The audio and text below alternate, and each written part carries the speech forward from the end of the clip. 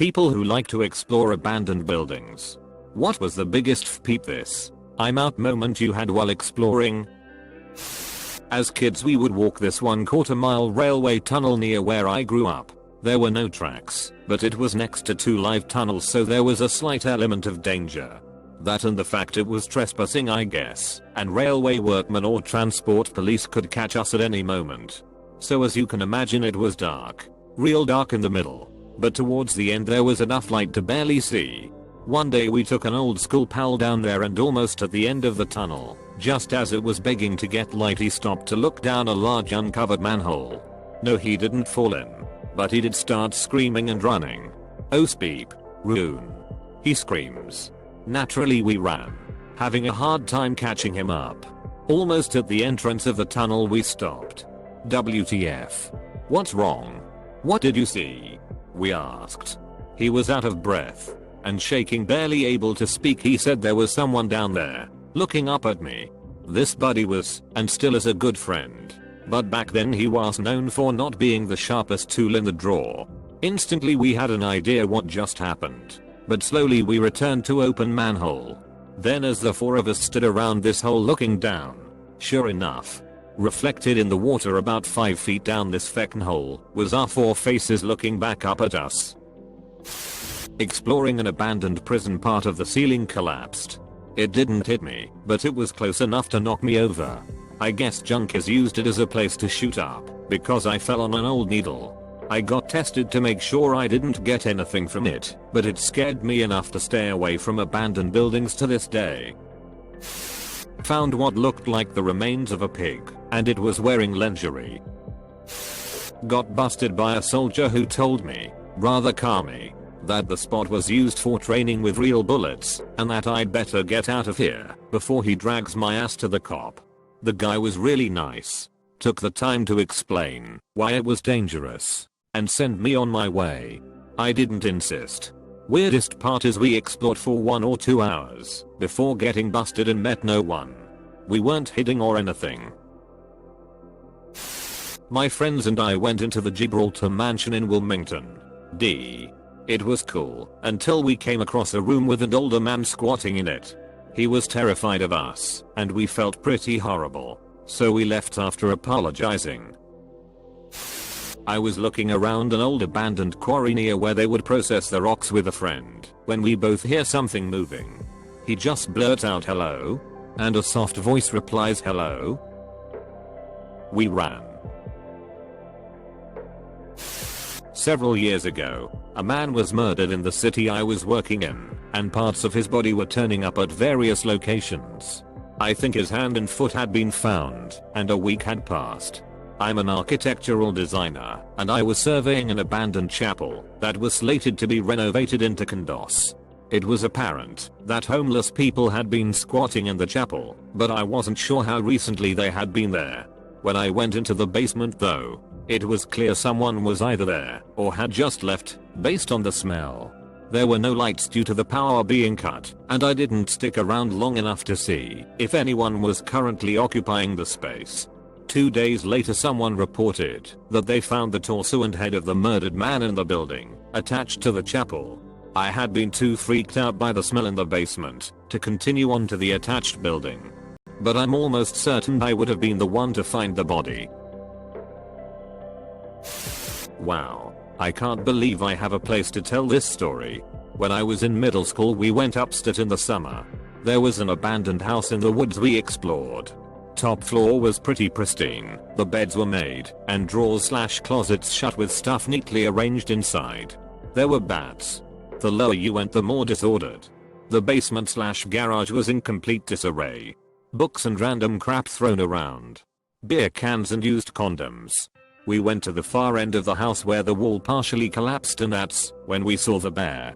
Foolishly ran with all our might. Thankfully the house between us and bear's lack of interest is why I'm typing this. Exploring an abandoned manor with some friends. We had been drinking and smoking and thought it would be cool. The ground floor entrances were covered with bricks, so we had to enter through the first floor 8-foot height using an improvised ladder made of old trash and wood pieces. It was quite unstable and hard to climb, and we were 5 or 6 people. being the only way out, and knowing how slow it was, I was on edge the whole time. We were exploring the floor, cool glass ceiling, lots of debris, but suddenly we find a room filled with plastic containers with pink and brown liquids. Some friends decide to explore the ground floor, which was pitch black, and involved going down a broken staircase missing several steps.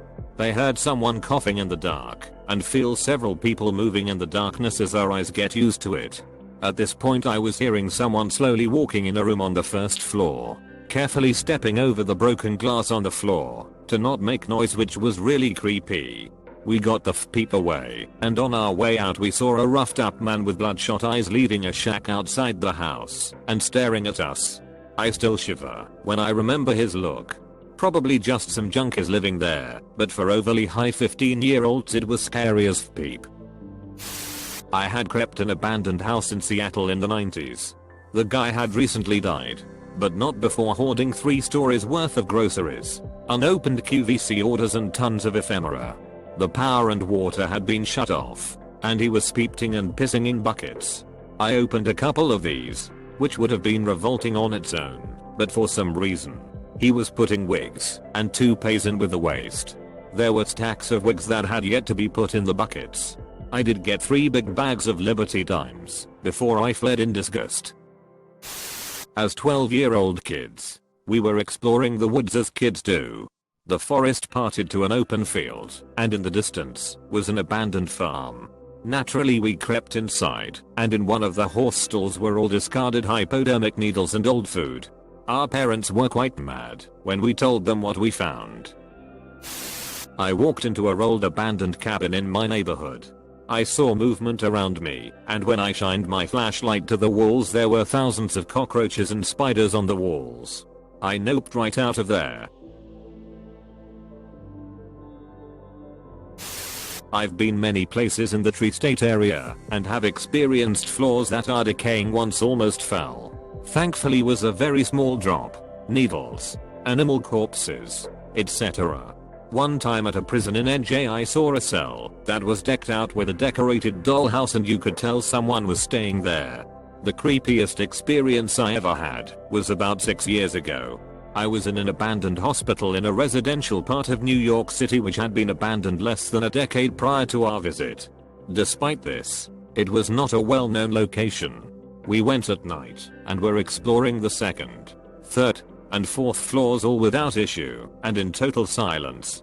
There was little to no graffiti, and everything was left: patient records and tissue samples, medicines, medical equipment. As we reached the 4th floor, we passed a random room that said no explosive gases can be used in this room. I read the sound aloud, and we immediately heard a huge thud coming from inside that exact room. My blood ran cold, and I literally froze, because I felt that someone in that room was making themselves known. We ran out of there, and heard slamming doors as we went down all the stairs. I have not been back there since, and it's now been sold, and is being renovated into a housing complex. I still wonder what would have happened if we went into the room. There's a big abandoned factory near the center of our city that teens regularly visit. My friend was telling me a story about how she and a group of friends were walking around the ground floor almost pitch black in places when they saw a lone chair in the middle of a big room. They started joking about how it looked like the type of place a kidnapper would tie a victim up, when in the distance they heard glass being smashed. They all took one look at each other, turned around and got the hell out of Dodge, scared it was someone trying to escape. This is not scary, but it's interesting story. My friend was walking in the forest and found old house. When he moved some stuff the ceiling broke and old German light machine gun fell down. Found a bottle of some liquid in an abandoned drive-in theater building. Knocked it over, and the concrete starting smoking, and we got nosebleeds instantly. Still no clue what it was, but we got the peep out. I do urban exploring quite frequently, and nothing ever makes us leave instantly apart from dodgy floors or squatters. However, 5 years ago me and a few friends explored a derelict farmhouse without buildings, which had evidently been left for decades with the state it was in. After having a look around the place and finding nothing but empty buildings, We had a look inside what appeared to be an old stable. Inside was literally hundreds of empty tins of cat food. Some nooses tied to a beam and a fairly new pair of scissors with a brownish crust covering the blades. The smell was putrid. We ventured further into the building and noticed on the floor was a cat's tail and a few cat's paws which had been dismembered and left on the floor. We swiftly exited, and on our way out a pickup pulled up onto the side of the farm bearing in mind it was surrounded by woods and fields with no track leading to it with 3 men stood in the bed. Needless to say we got out of there as quick as we could and haven't seen or heard anything about it. The farm went on the market and sold earlier this year, so it would be interesting to see who previously owned it. My friends and I were exploring an abandoned military housing complex at night. It was in pretty bad shape, but there were lots of interesting things to see. We almost pissed ourselves a couple times because of mannequins behind doors and stuff. There was also a neat art installation with records hanging from the ceiling. Anyway, we climbed up some stairs to the tallest part of the building. We saw some faint light coming from under a door. Somehow the door had been booby-trapped, and as soon as my friend opened it there was a crash and a cinder block on a rope that came swinging out the open door and just missed us. I got a split-second look inside where I saw a small fire, a mattress on the ground, and then a man moving quickly toward us. He was silhouetted by the light, so I couldn't make out what he looked like or what exactly he was holding, but I wasn't about to stick around to find out. I yelled run, and we bolted out of there as fast as our legs could carry us. Used to peep around this massive property that consisted of 3 gigantic factory buildings right next to a big strip mall plaza. It was pretty popular because the cops never cared enough to patrol, so the whole place was completely covered in really amazing graffiti. Once our group of 9 visited just after a tropical storm that knocked out power in most of the state. We thought it'd be sick to go stargaze up on the roof. To get up, you have to crawl through this partially collapsed passageway and then climb 3 stories up an old ladder. A few minutes after we all got up, a waterlogged section of roof started collapsing, and we all had to scramble on top of each other to get down the ladder, with a few people basically falling part of the way down. We managed to crawl out of the passageway part, just as some metal parts of the roof started crashing down. Decided we probably shouldn't stick around and find out how much more water damage the storm had done. Still continued to visit for several years until the property changed hands and a security guard was hired to watch it, but never dared to go on the roof again and definitely never went after rainstorms.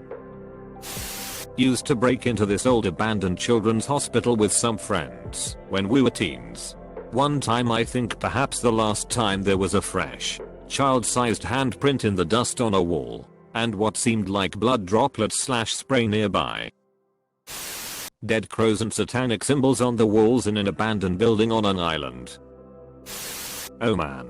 My friends and I were exploring the abandoned hospital I was born in, and we made it to the underground floor, armed with our paintball guns. There was all sorts of weird speep, a room full to the ceiling with toilets, mushrooms growing on the walls, etc. One time while we were on the bottom floor, we found a McDonald's burger still wrapped up. I picked it up. It was warm. We found a stack of old computers in an abandoned house on the outskirts of our town.